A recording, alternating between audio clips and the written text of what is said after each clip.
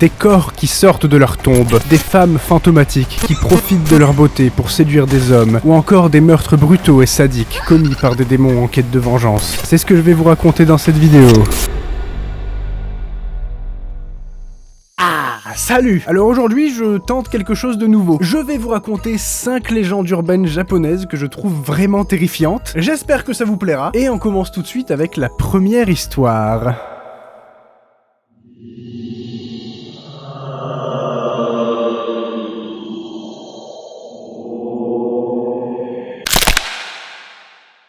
Imaginez que vous êtes amoureux d'une femme.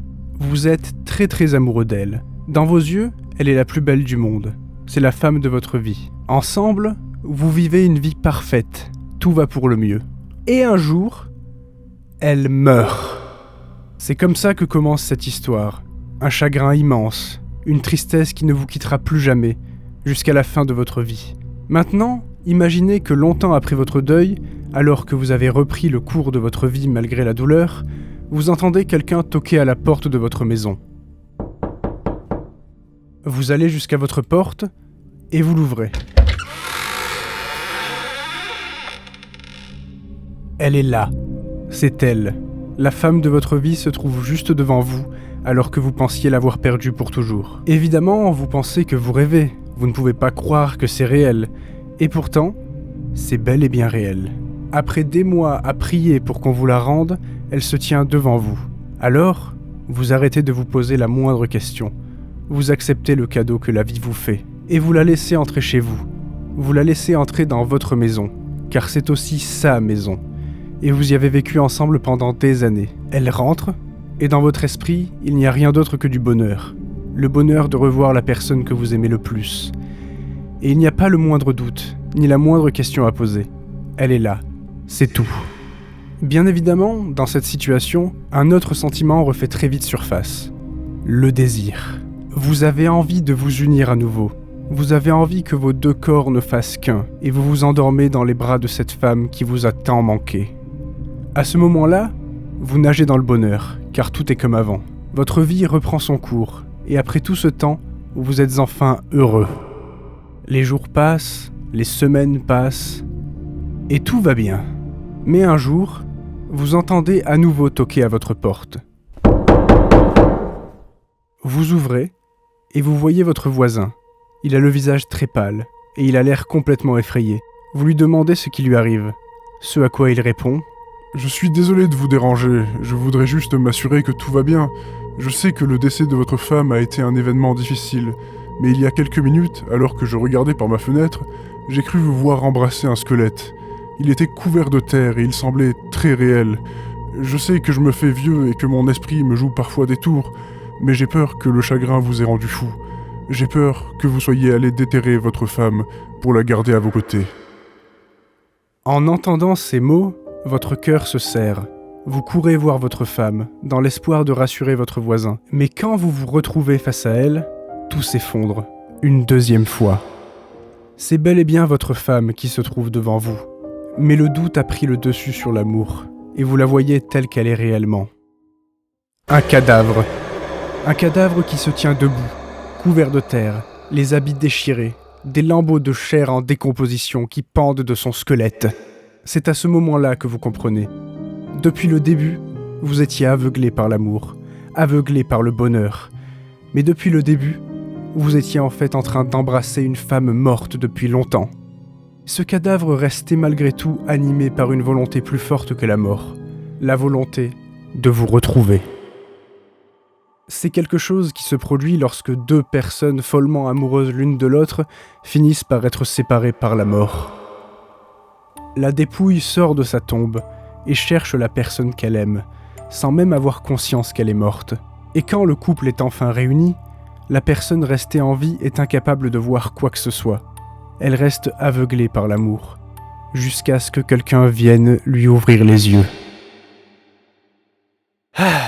J'aime bien cette histoire, je la trouve un petit peu mignonne quand même, malgré l'aspect très macabre, et surtout quand on réfléchit à tout ce que ça implique derrière. Je la trouve sympa, je sais pas, il y a quelque chose qui part d'une bonne intention, il y a quelque chose de beau derrière qui fait que c'est dégueulasse aussi, mais c'est quand même un petit peu beau comme histoire. Vous me direz ce que vous en pensez en commentaire. Et je vous propose donc de passer à l'histoire suivante.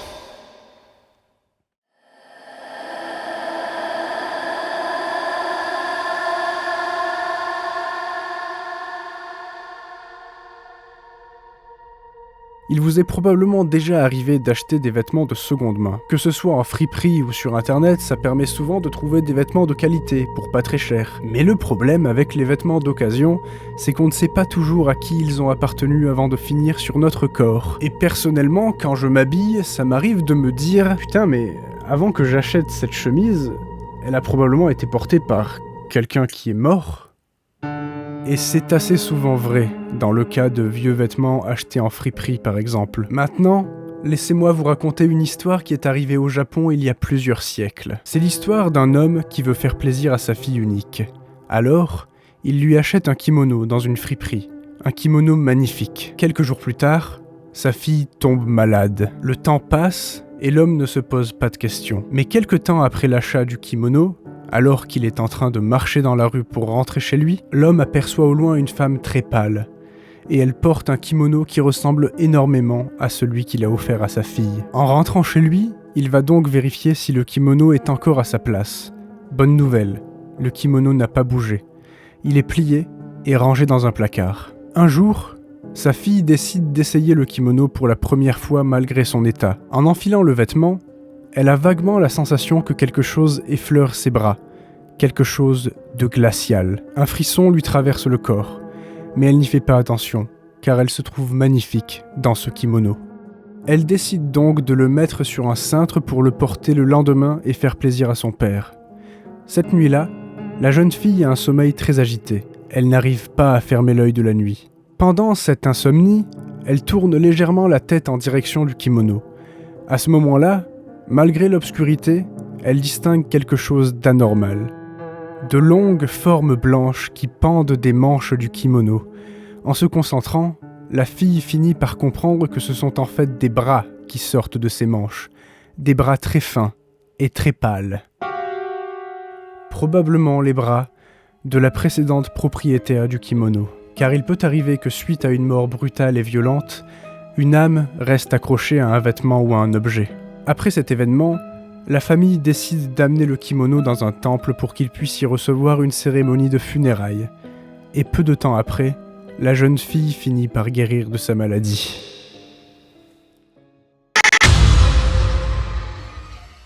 Voilà, j'aime bien celle-là aussi parce que quand j'ai lu l'histoire, en fait, je me suis dit que c'est quelque chose qui me traverse l'esprit assez régulièrement. Il y a beaucoup des habits que je porte au quotidien qui viennent de friperies ou que j'ai acheté d'occasion, qui n'étaient pas à moi avant, ils ont appartenu à quelqu'un avant que je les ai. Bref, on passe à la troisième histoire.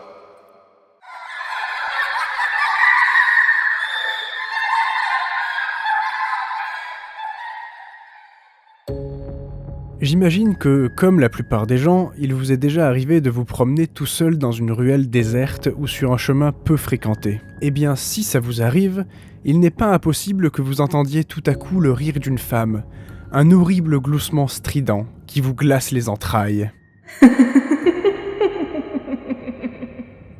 Ce rire, vous ne saurez pas tout de suite d'où il vient, mais dans cette situation, n'importe qui s'enfuirait en courant. C'est donc ce que vous faites. Vous courez, vous essayez de vous enfuir, mais rapidement vous comprenez que peu importe dans quelle direction vous courez, vous entendez encore ce rire dans vos oreilles. Ce rire qui résonne de plus en plus fort dans vos oreilles. Malgré tout, vous continuez à courir. Vous courez, mais le rire est toujours là.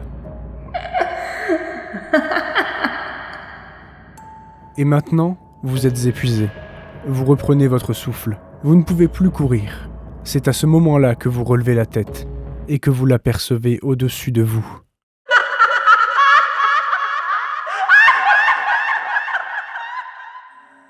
Une femme gigantesque qui vous regarde de haut, et se moque de vous avec mépris. Alors, avec le peu de force qu'il vous reste, vous continuez à courir. Mais ça ne sert à rien. Elle continue de vous poursuivre, et elle continuera de vous poursuivre jusqu'à l'épuisement. Elle continuera de vous poursuivre jusqu'à ce que vous soyez mort de fatigue. Maintenant, si ça peut vous rassurer, vous ne risquez rien, à condition que vous soyez une femme. Car, selon la rumeur, ce démon s'attaque uniquement aux hommes, pour la simple et bonne raison qu'il s'agit du fantôme d'une prostituée. Elle s'amuse simplement à tourmenter les hommes pour se venger de ce qu'ils lui ont fait subir au cours de sa vie. J'aime bien celle-là aussi. Je sais pas pourquoi je vous précise à chaque fois que je les aime bien, parce que évidemment que si je les ai choisis pour en parler dans une vidéo, c'est que je les aime bien. Bref, on passe à la 4e histoire.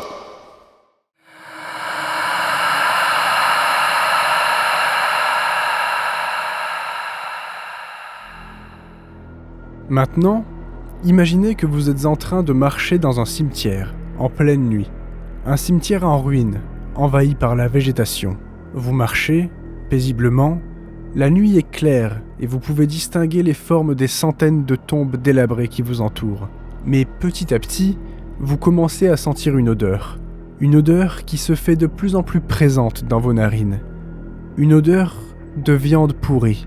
Plus vous avancez, et plus cette odeur est forte, comme si vous alliez à tout moment poser le pied sur un cadavre en putréfaction, en train de se décomposer lentement sur le sol depuis des jours. Mais là, en tournant les yeux en direction d'un recoin sombre du cimetière, vous apercevez cette créature. Un amas de chair, pas plus haut qu'un enfant, comme si l'on avait accumulé divers morceaux de chair humaine flasques et décomposés pour les coller ensemble et créer cette atrocité. Et il ne vous fera pas le moindre mal. Il n'est là que pour une seule chose, vous mettre mal à l'aise, vous donner envie de vomir. Il est tout simplement là pour vous dégoûter. Cette créature prend plaisir à inspirer le dégoût, que ce soit par sa forme ou par son odeur atroce. Il apparaît dans les lieux en ruine et s'amuse à courir dans toutes les directions pour répandre son odeur dans les narines de tous les gens qui s'y trouvent. Pour les plus courageux d'entre vous, sachez que sa chair a la réputation de donner une puissance incroyable à ceux qui la mangent. Alors, si vous en croisez un, n'hésitez pas à l'attraper et à croquer à pleines dents dans son corps mou et dégoulinant. Voilà qui donne faim. J'espère qu'il y en a parmi vous qui sont en train de manger devant cette vidéo. En tout cas, moi, ça me donne un petit creux. Là, j'ai bien envie de croquer un petit bout de cette bestiole. Mais avant de manger quoi que ce soit, il faut que je vous raconte la dernière histoire.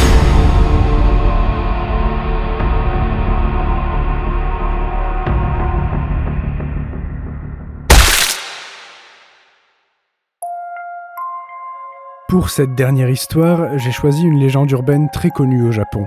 Vous en avez probablement déjà entendu parler. Mais si vous la découvrez avec moi maintenant, je vous préviens, elle risque de vous donner le sourire.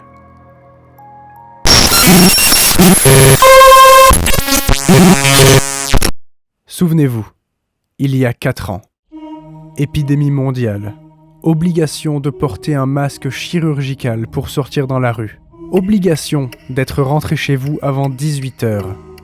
L'ambiance est pesante. La mort est partout. Le temps semble s'être complètement arrêté. Pourtant, vous essayez de continuer à vivre malgré cette panique générale. Alors, vous profitez d'une après-midi ensoleillée pour sortir de chez vous, pour aller prendre l'air. Vous décidez d'aller rejoindre vos amis dans un parc. La sensation du vent et du soleil sur votre visage vous réchauffe le cœur. Pourtant, vous avez la désagréable impression que vous êtes en train d'étouffer. Comme tous les gens que vous croisez, vous portez un masque. Ce masque est censé vous protéger. Il est aussi censé protéger les autres. Mais à ce moment-là, vous ne rêvez que d'une seule chose, l'arracher de votre visage. Vous rêvez de sentir l'air pur de l'extérieur remplir vos poumons. Mais c'est impossible. Vous suffoquez, même dans l'un de vos rares moments de liberté. Malgré tout, vous profitez de cet après-midi. Vous êtes heureux de passer un peu de temps à l'extérieur avec vos amis. Mais quelque chose finit par venir interrompre ce moment de bonheur. Un couvre-feu. Il est bientôt 18h. Vous devez quitter vos amis et rentrer chez vous. Mais vous avez du mal à accepter que ce moment se termine. Alors, vous traînez. Vous voulez en profiter un maximum. Et tout à coup, vous êtes en retard. Il est 18h passées. Vous n'avez plus le droit d'être dehors. La nuit commence à tomber et les rues sont maintenant presque désertes. Vous commencez à courir en direction de chez vous. Pour gagner du temps, vous décidez de prendre un raccourci. Vous passez dans des ruelles sombres. Le soleil est couché et il n'y a maintenant plus personne d'autre que vous dans la rue. À ce moment-là, vous arrêtez de courir. Vous êtes épuisé. Et pendant que vous reprenez votre souffle, vous apercevez une silhouette qui s'approche lentement de vous. C'est une jeune femme. Comme tout le monde, elle porte un masque. Vous ne distinguez pas bien son visage, mais elle vous semble jolie. Maintenant, elle se tient face à vous, et vous l'entendez marmonner derrière son masque. Elle vous pose une question. Est-ce que vous me trouvez belle ? Vous êtes étonné par cette question, mais vous répondez quand même. Oui. Après avoir entendu votre réponse, la jeune femme lève lentement ses mains jusqu'à son masque, et elle l'enlève.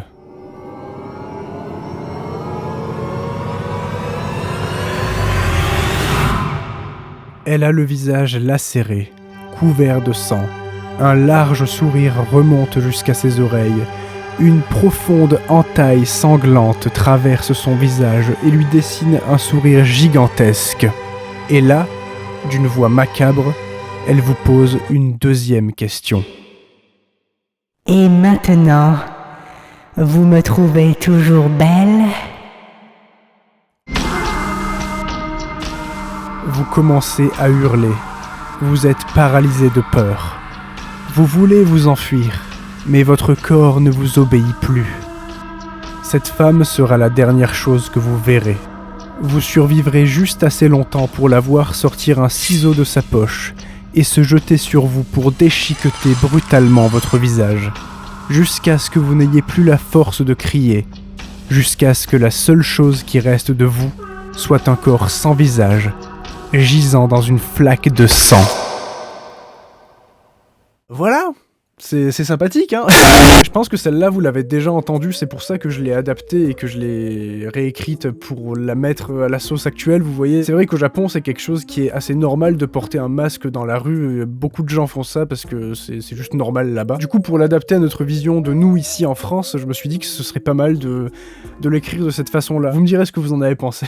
En tout cas, voilà, c'était la dernière histoire. Je le précise maintenant parce que je l'ai pas précisé au début de la vidéo, mais toutes les légendes que je vous ai racontées aujourd'hui, bien évidemment, c'est des légendes qui existaient déjà, mais je les ai un petit peu adaptées à ma sauce et j'ai essayé de raconter des histoires avec, parce qu'il y a beaucoup de ces légendes-là qui, en fait, n'ont pas vraiment d'histoire ou de scénario précis. En fait, on te décrit juste un monstre, un démon ou un fantôme, on te dit comment il fonctionne, où est-ce qu'il apparaît, bref, ils te décrivent la bestiole, mais il n'y a pas toujours une histoire derrière qui te raconte une rencontre avec ce fantôme. Donc c'est ça que j'ai essayé de faire, j'ai essayé de créer vraiment des histoires d'horreur, quoi. Donc j'espère vraiment que ça vous aura plu. Je pense que vous l'aurez compris, toutes les créatures dont je vous ai parlé aujourd'hui, ce sont des yokai. Vous voyez probablement ce que c'est, mais en gros, c'est le nom qu'on donne aux esprits, démons et fantômes du folklore japonais. Des légendes comme celles que j'ai racontées aujourd'hui, il y en a littéralement des centaines. Il faut savoir que ces esprits sont pas forcément méchants ou horrifiques. Il y en a aussi beaucoup qui sont juste drôles, ou des légendes qui servent juste à enseigner une morale à des enfants, par exemple. Et c'est aussi quelque chose qui était beaucoup utilisé par les Japonais dans le passé pour justifier des événements qui étaient pas forcément rationnels, genre des trucs qu'ils pouvaient pas vraiment expliquer, qui avaient pas vraiment d'explication rationnelle. Un yokai, ça pouvait servir à ça. C'est vraiment très présent dans la culture japonaise et je pense qu'il y a déjà beaucoup d'autres vidéos qui en parlent bien mieux que moi. Et j'ai commencé à m'y intéresser il y a quelques temps et ça m'a donné envie de vous faire une vidéo pour vous en parler. Donc si cette vidéo vous a plu, n'hésitez pas à laisser un pouce bleu ou à me laisser un petit commentaire pour me dire ce que vous en avez pensé, quelle histoire vous avez préférée, est-ce que vous avez eu peur, parce que c'est la première fois que je fais ça, j'ai l'habitude de faire des vidéos où je réagis à des trucs qui font peur, mais créer moi-même quelque chose qui fait peur, c'est la première fois que je le fais, donc bah voilà, je veux bien savoir ce que vous en pensez. Et je me dis que ça peut être sympa de vous faire d'autres vidéos de ce style, pour vous raconter d'autres légendes urbaines, parce que vraiment j'en ai lu beaucoup pour sélectionner celles que j'ai prises dans cette vidéo, et j'en ai encore pas mal en stock, parce qu'en fait à la base j'en avais sélectionné je crois 10 ou 11, et je me suis dit la vidéo va peut-être être un peu longue, et ça va peut-être être un petit peu long à faire pour moi, donc je me suis dit pour une première vidéo comme ça, on va faire 5. Je trouve ça bien, je pense que la vidéo fait 15-20 minutes, à mon avis c'est parfait. En tout cas ça m'a plu d'écrire cette vidéo et d'adapter toutes ces légendes à ma sauce pour vous faire une vidéo qui, je l'espère, vous a fait un petit peu peur, mais en tout cas moi je me suis bien amusé, j'espère que si vous avez pas eu peur, ce sera au moins divertissant. Si vous voulez pas louper les prochaines vidéos de ce style qui sortiront, si j'en fais d'autres, mais je pense que j'en ferai d'autres parce que je pense que ça va vous plaire en fait. En tout cas, moi ça m'a plu et j'aimerais bien en faire d'autres. Donc voilà, si vous voulez pas louper ça, eh ben abonnez-vous si c'est pas déjà fait. Et moi je vais vous laisser ici pour cette vidéo. On se retrouve très vite pour plein d'autres choses et d'ici là, portez-vous bien. À la prochaine.